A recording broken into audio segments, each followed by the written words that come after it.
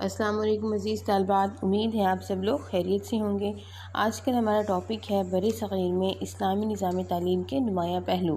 اس سے پہلے ہم مقاصد تعلیم ڈسکس کر چکے ہیں۔ آج کا ہمارا ٹاپک ہے نصاب تعلیم۔ نصاب کو اگر ہم دیکھیں تو نصاب معلومات اور تصورات کا ایسا مجموعہ ہے جو کہ کتب کی شکل میں طلبہ کے پاس موجود ہوتا ہے۔ نصاب کے دو حصے ہوتے ہیں، ایک ہوتا ہے نصابی مواد اور دوسرا ہوتا ہے غیر نصابی سرگرمیاں یا غیر نصابی سرگرمیاں۔ اگر ہم نصاب تعلیم کے حوالے سے دیکھیں تو بر صغیر میں مسلمانوں کے دور میں نصاب تعلیم میں ہمیشہ قرآن پاک کو مرکزی حیثیت حاصل رہی۔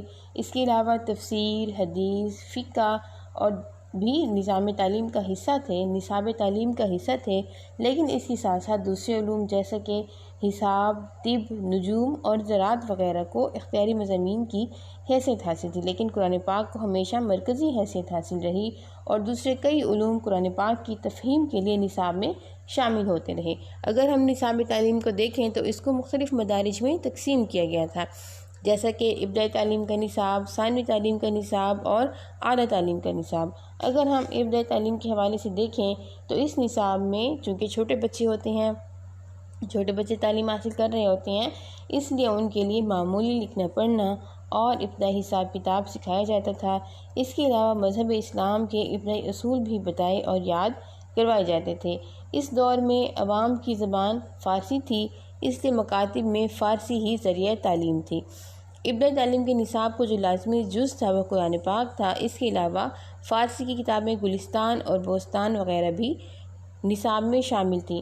ایک روایت کے مطابق بر صغیر میں جب بچہ 4 سال 4 ماہ اور 4 دن کا ہو جاتا تھا تو اسے والدین اور عزیز و اقارب کی موجودگی میں استاد کے حوالے کیا جاتا اور استاد جو ہے اسے سورہ الگ کی ابتدائی آیات، سورہ فاتحہ سے اس کی تعلیم کا آغاز کرواتا تھا۔ تو اس روایت کو کہتے تھے رسم بسم اللہ، کہ رسم بسم اللہ سے ہی بچے کی تعلیم کا آغاز ہو جاتا تھا۔ ابتدائی تعلیم کے جو ادارے تھے وہ مکاتب کہلاتے تھے۔ مکاتب میں عام طور پر مسلمان اور غیر مسلم لڑکے اور لڑکیاں اکٹھی تعلیم حاصل کرتے تھے۔ قرآن مجید کی تعلیم مسلمان بچوں کے لیے لازمی تھی، لیکن ابتدائی سطح پر تعلیم کی کوئی مدت متعین نہ تھی۔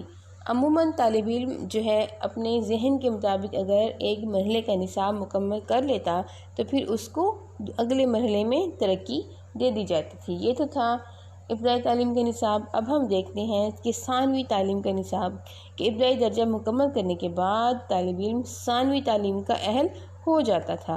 ثانوی سطح کے نصاب میں زبان و ادب کی تعلیم کے ساتھ ساتھ زندگی کی ضروریات سے متعلق مضامین مثلاً دفتری و قانونی امور کی تعلیم بھی نصاب میں شامل تھی۔ اب اس سطح پر نصاب میں جو مضامین شامل تھے وہ تھے ادب و انشاء، حساب، تاریخ، اخلاقیات، فقہ اور خوش نویسی کے جو مضامین تھے وہ ثانوی سطح کے نصاب میں شامل تھے۔ ثانوی سطح پر بھی ذریعہ تعلیم فارسی زبان تھی، کہ فارسی زبان میں ہی طلبہ کو پڑھایا جاتا تھا اور فارسی زبان میں ہی ان سے امتحان لیا جاتا تھا، لیکن عربی زبان و ادب کی تعلیم بھی طلبہ کو دی جاتی تھی تاکہ جو طالب علم اعلیٰ تعلیم حاصل کرنا چاہیں انہیں کسی قسم کی مشکل نہ ہو، کسی قسم کی دقت نہ ہو۔ ثانوی درجے کی تعلیم کے بعد طالب علم سرکاری ملازمت کے اہل بھی ہو جاتے تھے۔ یہ تو تھا ثانوی سطح کا نصاب۔ اب ہم دیکھ لیتے ہیں کہ اعلیٰ تعلیم کے نصاب میں کون کون سے مضامین شامل تھے۔ جب طالب علم ثانوی سطح کا نصاب پڑھ لیتا تھا، ثانوی سطح کا نصاب مکمل کر لیتا تھا تو پھر اس کو اگلے درجے میں یعنی کہ اعلیٰ تعلیم کے نصاب میں جو ہے وہ پڑھایا جاتا تھا۔ اعلیٰ تعلیم کے مدارج میں اس کو ترقی دے دی جاتی تھی۔ اب اعلیٰ تعلیم کے درجے کے نصاب میں کون کون سے مضامین شامل تھے، ان میں خاص طور پر عربی زبان و ادب، تفسیر، حدیث، فقہ، اصول فقہ، منطق، فلسفہ، علم الکلام، تصوف اور علم حیت وغیرہ کی تعلیم دی جاتی تھی۔ جیسا کہ ہم پہلے ڈسکس کر چکے ہیں کہ اعلیٰ سطح پر عربی زبان و ادب کو بطور ذریعہ تعلیم استعمال کیا جاتا تھا، کہ اسی زبان میں طلبہ کو پڑھایا جاتا تھا اور اسی زبان میں ہی طلبہ سے امتحان لیا جاتا تھا۔ اعلیٰ تعلیم کے بعد طالب علم اس قابل ہو جاتے تھے کہ وہ کوئی نہ کوئی پیشہ اختیار کر سکیں، کسی نہ کسی شعبے سے منسلک ہو سکیں۔ عام طور پر قاضی کے منصب پر یہ شاہی درباروں میں مختلف عہدے حاصل کرتے تھے، لیکن درس و تدریس کے پیشے سے منسلک ہونے والوں کو اس زمانے میں بہت زیادہ عزت حاصل ہوتی تھی۔ یہ تو تھا اعلیٰ تعلیم کا نصاب۔ اعلیٰ تعلیم کے نصاب کے بعد طالب علم اس قابل ہو جاتے تھے کہ وہ عالم فاضل ہو جاتے تھے، قاضی بن جاتے تھے، یا پھر شاہی درباروں میں اعلیٰ عہدے حاصل کر لیتے تھے۔ لیکن اس زمانے میں پھر بھی جو شخص استاد بن جاتا تھا، استاد بننے کا پیشہ اختیار کر لیتا تھا، تو پھر اس کو بہت زیادہ عزت و مرتبہ حاصل ہوتا تھا۔ اگر ہم اعلیٰ تعلیم کے نصاب کا جائزہ لیں تو اعلیٰ تعلیم کے نصاب کو مزید 3 ادوار میں تقسیم کیا جا سکتا ہے۔ اب یہ 3 ادوار برصغیر میں سلاطین دہلی کے زمانے سے لے کے اورنگزیب عالمگیر کے زمانے تک محیط ہیں۔ اگر ہم پہلے دور کا جائزہ لیں تو پہلا دور مسلمانوں کے نظام تعلیم کے آغاز سے لے کر عہد اکبری سے پہلے تک کے عرصے پر محیط ہے۔ اس دور میں جو مضامین نصاب میں شامل تھے ان میں خاص طور پر عربی زبان و ادب، تفسیر، حدیث، فقہ، منطق، علم الکلام اور تصوف جو ہے وہ نصاب میں شامل تھے۔ اب یہ دور جو ہے کوئی 200 سال کے عرصے پر محیط ہے، 200 سال کے عرصے پر پھیلا ہوا ہے۔ یہ تو تھا پہلا دور۔ اگر ہم دوسرے دور کا جائزہ لیں تو جو دوسرا دور ہے وہ دوسرا دور سکندر لودھی کے زمانہ میں چونکہ فلسفہ و منطق کی طرف رجحان زیادہ ہوا تھا، دوسرے دور میں اسے مزید ترقی ہوئی۔ عہد اکبری جیسا کہ ہم سب لوگ جانتے ہیں کہ مذہبی آزادی کا دور تھا۔ اس دور میں فتح اللہ شیرازی دربار اکبری سے وابستہ ہوئے اور انہیں ان کے علم کی بنیاد پر، ان کے علم و فضل کی بنیاد پر عز الملک کا خطاب دیا گیا۔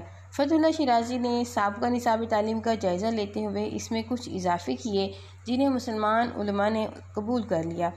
دوسرا دور ان تبدیلیوں سے شروع ہوا اور جو مضامین جو ہے نصاب میں شامل ہوتے رہے ان میں فلسفہ، منطق اور علم الکلام کی کتابوں کا اضافہ ہوتا رہا۔ اس طرح نصاب کا جو رجحان تھا وہ منقولات سے معقولات کی طرف ہو گیا۔ منقولات سے مراد نقلی علوم ہیں جیسے کہ قرآن، حدیث، تفسیر وغیرہ، اور معقولات سے مراد فلسفہ، منطق، علم الکلام کے وہ مضامین کہ جن کے بارے میں ہم عقل کے ذریعے، غور و فکر کے ذریعے سے ملکہ حاصل کرتے ہیں، جن کے بارے میں ہم غور و فکر کر سکتے ہیں، ان میں یہی فلسفہ، منطق اور علم الکلام کے مضامین شامل ہیں۔ اور اس طرح اس دور میں ایک نئے مضمون کا بھی اضافہ ہوا۔ یہ نیا مضمون طب کا تھا۔ اب ہم دیکھ لیتے ہیں تیسرا دور کہ اورنگزیب عالمگیر کے دور سے ملا نظام الدین سہالوی نے دور اکبری کے نصاب میں کچھ تبدیلیاں کیں، کچھ اضافے کیے۔ یہ تبدیلیاں اور اضافے کر کے انہوں نے ایک نیا نصاب تعلیم ترتیب دیا جس کو انہوں نے درس نظامی کے نظام سے رائج کیا۔ اب یہ درس نظامی کا نصاب جو ہے برصغیر کے تمام مدارس میں رائج کیا گیا، تمام مدارس نے اس کو اپنا لیا۔ اب وہ نصاب جو کہ مولا نظام الدین سہالوی نے رائج کیا تھا اس میں بھی جو زیادہ رجحان تھا وہ بھی منقولات کی بجائے معقولات کی طرف تھا۔ مولا نظام الدین نے نصاب میں مزید کتابوں کا بھی اضافہ کیا۔ نصاب میں کتابوں کا یہ اضافہ اسی اصول پر کیا گیا جو کہ فتح اللہ شیرازی نے قائم کیا تھا، یعنی فتح اللہ شیرازی نے جو کیا تھا کہ منقولات کی بجائے معقولات کی طرف رجحان زیادہ ہوا۔ اب اس کی نتیجہ کیا ہوا؟ اس کا نتیجہ یہ نکلا کہ نقلی علوم جیسے کہ قرآن و حدیث کی طرف توجہ کم ہو گئی۔ ظاہر ہے جیسے وہ نصاب میں شامل نہیں تھے یا نصاب میں ان پر توجہ کم دی جاتی تھی، اس لیے ان کا اسلامی مدارس میں وہ مقام نہ رہا کہ جس کے وہ مستحق تھے۔ مولا نظام الدین نے نصابی کتب کے چناؤ کے لیے یہ اصول بنایا کہ ہر علم و فن کی مشکل سے مشکل کتاب بھی طلبہ کے مطالعے میں آ جائے۔ درس نظامی کے رائج ہونے سے نقلی علوم بے توجہی کا شکار ہو گئے۔ اس کا ازالہ کرنے کے لیے، اس کا خاتمہ کرنے کے لیے، اس کا سدباب کرنے کے لیے شاہ عبد الرحیم نے مدرسہ رحیمیہ دہلی میں قرآن و حدیث کو دوبارہ نصاب میں مرکزی حیثیت دینے کے لیے ایک تحریک شروع کی۔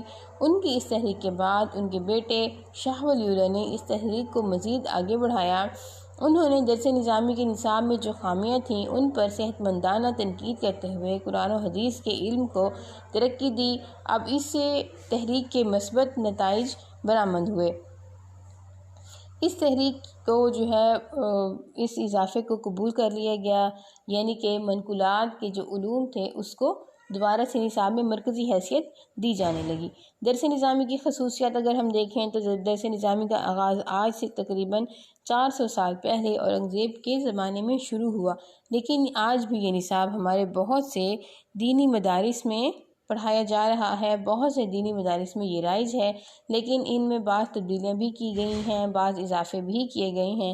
اگر ہم درس نظامی کے نصاب کی خصوصیات دیکھیں تو اس میں یہ خصوصیات شامل تھیں۔ سب سے پہلی خصوصیت یہ تھی کہ اس نصاب میں فلسفہ اور منطق وغیرہ کی نسبت قرآن و حدیث پر توجہ کم تھی۔ نصاب میں تاریخ اور جغرافیہ جیسے اہم مضامین شامل نہیں تھے۔ صرف و نحو کی کئی کتابیں نصاب میں شامل تھیں۔ درس نظامی کے نصاب کی ایک خصوصیت یہ ہے کہ اس سے قوت مطالعہ قوی ہو جاتا ہے۔ درس نظامی کے نصاب میں معلومات کی وسعت کی بجائے فہم و تدبر اور سوچ و بچار پر زیادہ زور دیا گیا تھا۔ اگر ہم درس نظامی کے نصاب کا جائزہ لیں تو اس سے یہ نتیجہ ہمارے سامنے آتا ہے کہ اس دور کے نصاب کو بہت زیادہ پیچیدہ اور مشکل بنا دیا گیا تھا۔ اعلیٰ تعلیم میں منقولات کی نسبت معقولات زیادہ اہمیت اختیار کر گئے۔ یہ نصاب آج کل کے مدارس میں بھی پڑھایا جاتا ہے، لیکن مولانا نظام الدین کے بنائے گئے نصاب اور آج کل کے درس نظامی کے نصاب میں بہت فرق ہے۔ آج کل بہت سی ایسی کتابیں بھی نصاب میں شامل ہیں جو مولانا نظام الدین کے عہد میں شامل نہ تھیں۔ اس کے علاوہ بہت سی کتابیں جو اس وقت نصاب میں شامل تھیں آج کل ان کو ختم کر دیا گیا ہے۔ ان تبدیلیوں کے باوجود درس نظامی کا جو نصاب ہے وہ جمود کا شکار ہے اور زمانے کے بدلتے ہوئے تقاضوں کا ساتھ نہیں دے رہا۔ تو آج کے لیکچر طالبات یہاں تک۔ آج ہم نے نصابی تعلیم کے حوالے سے تعلیم کو جن مدارج میں تقسیم کیا گیا تھا ان میں ابتدائی تعلیم، ثانوی تعلیم اور اعلیٰ تعلیم کے نصاب کو مزید 3 ادوار میں تقسیم کیا گیا۔ پہلا دور، دوسرا دور اور تیسرا دور۔ تیسرے دور میں درس نظامی کے بارے میں ہم نے دیکھا کہ درس نظامی کی خصوصیات اس میں شامل ہیں۔ اوکے جی طالبات، آج کے لیکچر یہاں تک۔ اللہ حافظ والسلام۔